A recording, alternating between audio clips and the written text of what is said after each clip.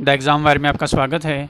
आज की इस वीडियो में हम बात करेंगे यूपी पीसीएस मुख्य परीक्षा 2022 इतिहास द्वितीय प्रश्न पत्र हिस्ट्री सेकंड पेपर वैकल्पिक विषयों के साथ ही ये मुख्य परीक्षा संपन्न हो गई है। तो चलिए देखते हैं हिस्ट्री सेकंड पेपर कैसा था, किस तरह के प्रश्न पूछे गए थे। क्वेश्चन नंबर 1 देखते हैं, फर्स्ट का ए देखते हैं। 1765 ईस्वी तक अंग्रेज़ों ने किस प्रकार बंगाल में अपना नियंत्रण स्थापित किया? बंगाल नवाबों की चुनौतियाँ अंततः क्यों विफल हुई? ठीक है। फर्स्ट का बी देखते हैं। 1857 की घटना के संदर्भ में रानी लक्ष्मीबाई की भूमिका एवं उसके महत्व को समझाना है। ठीक है। इसी का सी देखते हैं। रास बिहारी बोस के व्यक्तित्व एवं उपलब्धियों पर प्रकाश डालना है। Throw light on the personality and achievements of Ras Bihari Bose. तो देखिए यहाँ पे रानी लक्ष्मीबाई और रास बिहारी बोस दो पर्सनैलिटी पर प्रश्न आया है 15 और 10 नंबर का। ठीक है, कुल 25 नंबर का। इसके बाद क्वेश्चन नंबर सेकंड का ए देखते हैं। स्पष्ट कीजिए कि महात्मा गांधी के असहयोग तथा सविनय अवज्ञा आंदोलन के कार्यक्रम समकालीन परिस्थितियों से किस प्रकार प्रभावित हुए थे? ठीक है। इसी का बी देखते हैं। क्रिप्स मिशन किन परिस्थितियों में भारत आया था? उसके द्वारा की गई सिफारिशों का आलोचनात्मक परीक्षण करना है। इसी का सी देखते हैं। जमींदारी, रैयतवाड़ी और महलवाड़ी पद्धतियों पर एक टिप्पणी लिखनी है। ठीक है, यानी कि आपको जमींदारी, रैयतवाड़ी और महलवाड़ी क्या है ये बताना है। ठीक है। इसके बाद क्वेश्चन नंबर थर्ड का ए है। 1909 ईस्वी का अधिनियम जन आकांक्षाओं को संतुष्ट नहीं कर सका क्योंकि यह सुधार जनता की आशाओं से बहुत कम थे। विवेचना करनी है। The act of 1909 AD fail to satisfy the aspirations of the people because the reforms fail for shorts of their expectations discuss करना है। इसी का बी देखते हैं। 20वीं शताब्दी के कृषक आंदोलनों की प्रकृति और परिणामों को स्पष्ट करना है। ठीक है। Clarity the nature and outcome of the peasant movements of the 20th century. और इसी का सी है। अंग्रेजी शासनकाल में ईसाई मिशनरियों की गतिविधियों का मूल्यांकन करना है। ठीक है। Evaluate the activities of the Christian missionaries during the British rule. Question number 4 का ए देखेंगे। 20वीं शताब्दी के राष्ट्रीय आंदोलनों में नारियों की भागीदारी के महत्व को सोदाहरण रेखांकित करना है। 15 नंबर का प्रश्न है। Underline the importance of the part played by women in the national movement of 20th century with examples. ठीक है।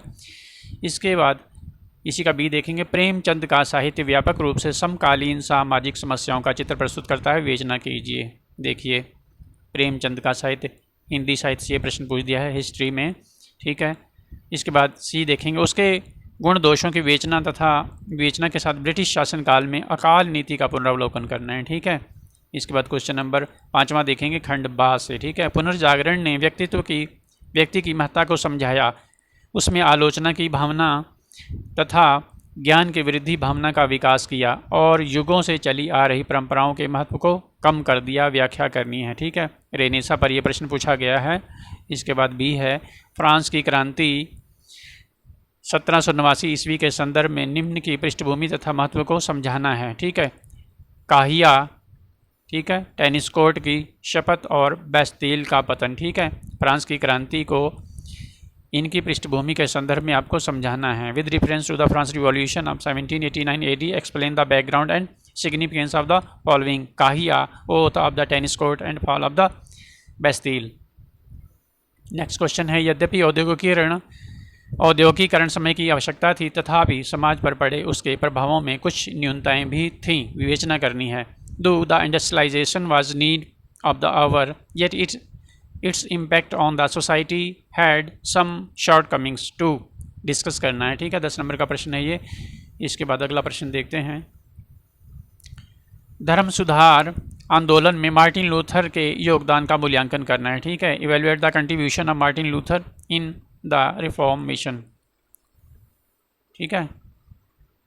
अफ्रीका में राष्ट्रीय जागरण की प्रकृति और प्रक्रिया की विवेचना करनी है। Discuss the nature and process of the national awakening in Africa. इसके बाद इसी का सी है। सोवियत संघ के विघटन के लिए मुख्य उत्तरदायी कारक क्या थे? ठीक है। What were the main factors responsible for the disintegration of the Soviet union. Next question है। वैश्विक राजनीति के संदर्भ में द्वितीय विश्व युद्ध के क्या परिणाम हुए? What were the consequences of the second world war in context of the world politics.